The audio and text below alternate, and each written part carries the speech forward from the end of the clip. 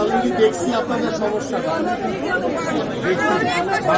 আমরা তো ক্ষমতায় নাই, সরকারের আমরা ফেব্রুয়ারিতে নির্বাচনটা হোক, আমি এখানে আসছি, যতবার বলবেন ততবার আসবো এবং যা যা আছে আল্লাহর রহমতে সমস্যার সমাধান হবে।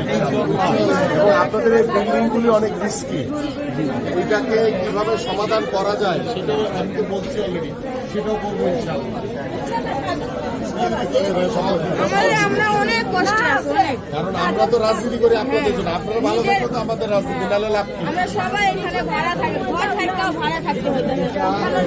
54 বছরের ময়লা একদিনে গেছে সাফ করবেন আপনারা, ধৈর্য সবাই আস্তে আস্তে করে সাফ করবো ইনশাআল্লাহ।